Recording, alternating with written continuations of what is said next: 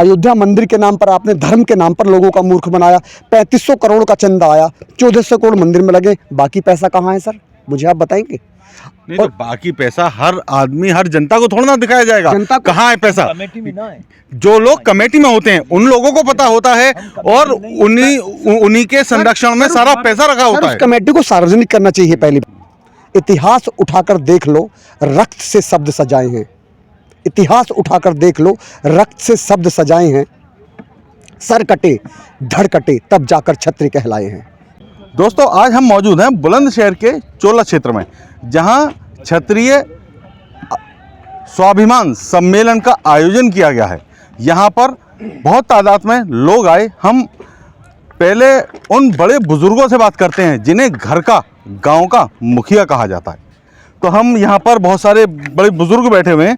हम एक तरफ से बात करनी शुरू करते हैं कि इस चुनाव को लेकर क्या उन्होंने सोचा और किन किन मुद्दों को लेकर वो लोग वोटिंग करेंगे। तो पहले मेरे साथ हैं एक बुजुर्ग हैं, हम इनके पास बैठते हैं। चाचा, क्या नाम है आपका? मेरा नाम इकराम अली प्रधान बरतौली। अच्छा, आप प्रधान हैं। तो चाचा, पूरे गांव का जो दारमोदार है वो आपके ऊपर है। तो इस चुनाव को लेकर किस पार्टी को वोट कर रहे हैं और क्या आपके चुनावी मुद्दे हैं जिन मुद्दों को लेकर आप वोटिंग करेंगे? मैं राजेंद्र सोलंकी को वोट दूंगा, चाहे वो किसी पार्टी से हो। वो हाथी पर है, हाजी पर मेरी मोहर लगेगी। और मैं ये मुद्दा ये है कि ये मैंने पहले भी देखे, 5 साल विधायक रहे थे सिकंदराबाद से। इन्होंने पब्लिक की भलाई के लिए, हिंदू मुसलमानों की लड़ाई ना हो उसके लिए इन्होंने काम किया। अब ये जीत जाए तो हमारे जो वंचित पड़ा है 10 साल से हमारा क्षेत्र खुर्जा, उसका ये विकास कार्य करेंगे राजेंद्र सोलंकी। अच्छा, राजेंद्र सोलंकी जी जो हैं वो बसपा के कैंडिडेट हैं। तो मोदी जी को लेकर क्या प्रॉब्लम है जो आप मोदी जी को वोट, भाजपा को वोट नहीं कर रहे हैं? मैं योगी जी का बहुत मान सम्मान करता हूं। हमारे देश के बहुत ही मुख्यमंत्री, क्या वो तो देश की यूपी की जान है। और मोदी भी, मैं उनके खिलाफ कुछ भी नहीं। और मैंने पहले वोट भी मैंने खुर्जा में उसको दिया, वकील साहब को।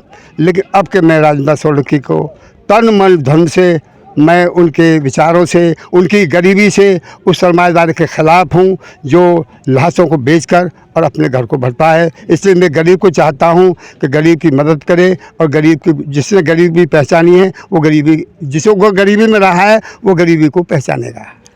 चलिए, ये चचा हैं हमारे और बरतौली गांव के प्रधान भी हैं। तो इन्हें भाजपा से, मोदी जी से कोई नाराज़गी नहीं है। और कुछ बुजुर्ग यहाँ और भी बैठे हुए हैं, हम उनसे भी बात करते हैं। क्या नाम है चाचा आपका? मैंने बोल दिया भाई थोड़ी देर पर। क्या नाम है आपका? मेरा नाम प्रताप सिंह है। अच्छा, कहाँ से हैं रहने वाले? चचोई से। अच्छा, हाँ। तो चाचा, इस चुनाव को लेकर क्या रूपरेखा बना रखी है और किसको आप वोट कर रहे हैं? यही हमारा मुद्दा है कि उन्होंने, डॉक्टर महेश शर्मा ने हमारे क्षेत्र को वोट लेने के ही गुनहगार हैं।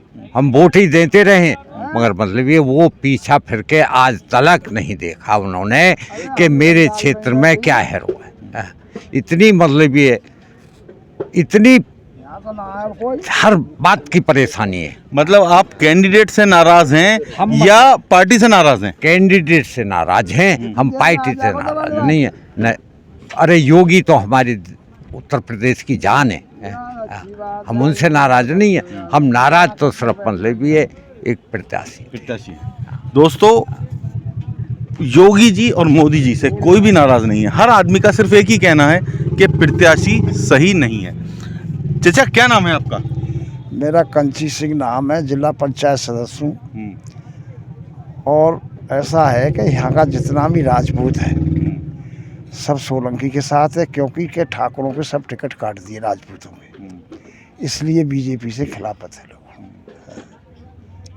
तो अब के चुनाव में किसको वोट देने का आपने संपूर्ण मन बना रखा है? मैंने नहीं, पूरे क्षेत्र ने ही राजेंद्र सोलंकी को मूड बना रखा है। क्या नाम है चाचा आपका? देवी सिंह सोलंकी जी। तो चाचा, चुनाव में किन किन मुद्दों को लेके आप वोटिंग करेंगे? चुनाव में राजेंद्र सोलंकी को वोट करेंगे।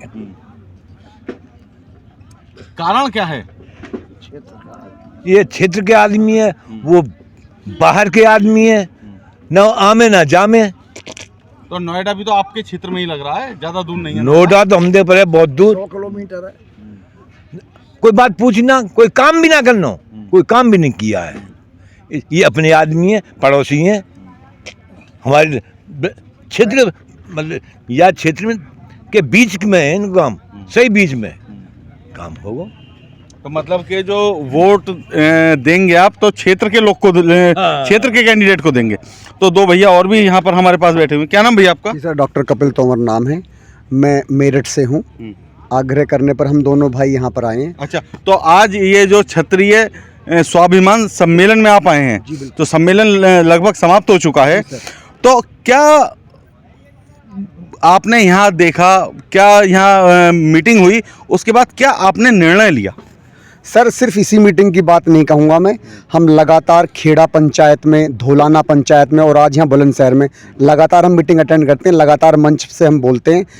लड़ाई कोई एक चीज़ की नहीं है, हमारी व्यक्तिगत किसी से लड़ाई ही नहीं है, ना मोदी से ना योगी से। लड़ाई है विचारधारा की, लड़ाई है नीतियों की। आप मुझे बताएं, क्षत्रियों पर सवाल उठाते हैं आप। सर भाजपा, जो भाजपा बनी है वो 1982 में बनी है, 1982 में बनी है। क्षत्रियों का इतिहास 10,000 साल पुराना है। आप सोचकर देखिए, क्षत्रिय को यूं ही थोड़े क्षत्रिय कहलाए। इतिहास उठाकर देख लें, इतिहास उठाकर देख लो, रक्त से शब्द सजाए हैं। इतिहास उठाकर देख लो, रक्त से शब्द सजाए हैं। सर कटे, धड़ कटे, तब जाकर क्षत्रिय कहलाए हैं, तब जाकर क्षत्रिय कहलाए हैं। क्षत्रिय कोई बरादरी नहीं है, क्षत्रिय एक वर्ग है जिसके साथ 36 कौम चलती हैं। आप ये बिल्कुल ना माने कि हमारे सम्मेलनों में सिर्फ क्षत्रिय पहुंच रहा है, मुसलमान, पाल, सब हर समाज हमारे साथ है। आज ये विरोध क्यों, आपको सोचना पड़ेगा। 2013 में एक बार क्षत्रिय सम्मेलन हुए, तब जाके भाजपा आई, नरेंद्र मोदी की सरकार आई। लेकिन अगर हमारी ही गर्दन पर छुरी चलाओगे तो अस्तित्व में नहीं रहोगे।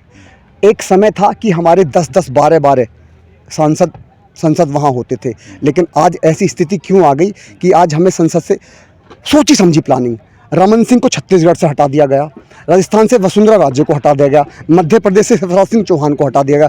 पहले शीर्ष नेतृत्व खत्म करे, अब धीरे धीरे संसद में से टिकट काटे गए और अगली जो उनकी योजना है विधानसभा से टिकट काटेंगे। ये सफल नहीं होगा। तो ये रोजगार की बात करते हैं, मुद्दा बहुत सारे हैं, रोजगार में बिल्कुल फेल है। 2 करोड़ की बात करते हैं, सरकार 2 लाख रोजगार नहीं दिए सर, 2 लाख। अग्निवीर को अग्नि चीर बना दिया।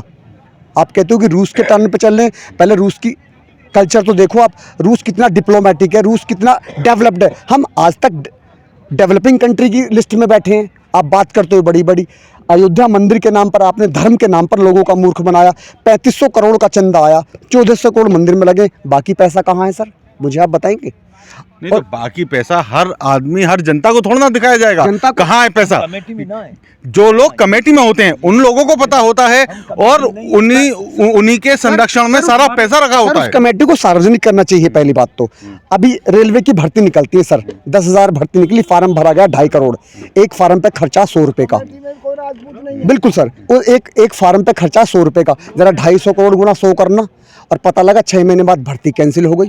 अभी हाल का उदाहरण, यूपी पुलिस की भर्ती कैंसिल हो गई। न जाने ऐसे कितने उदाहरण। हमारा जो आज का युवा है वो अंधकार में है। हम किससे उम्मीद करेंगे? यदि हमारे बड़े लोग हमारे नेतृत्व में संसद में नहीं जाएंगे तो हम अपनी बात किसके सामने रखेंगे?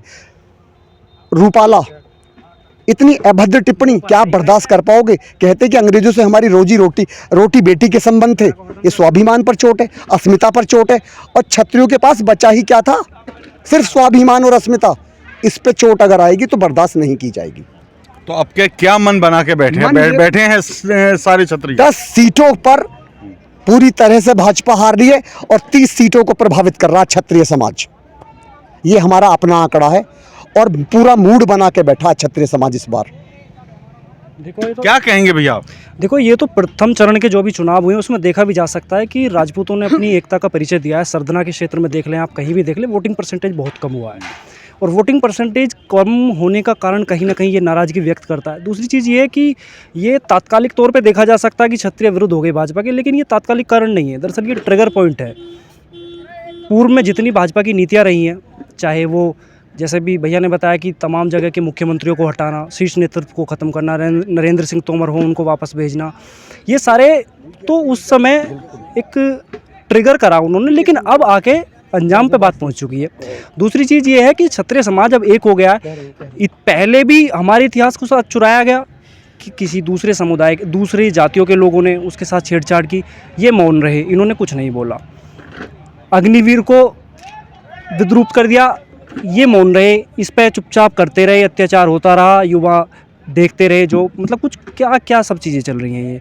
अब जब पानी बिल्कुल सर से ऊपर उतर गया तो अब तो युवाओं को, क्षत्रिय समाज को एक होना ही पड़ेगा और अपनी वोट की चोट करनी पड़ेगी। आखिर लोकतंत्र में यही सहारा है और कुछ है भी नहीं। तो दोस्तों ये क्षत्रिय समाज के लोग हैं। हम आगे भी वोटिंग से संबंधित आपको खबरें दिखाते रहेंगे।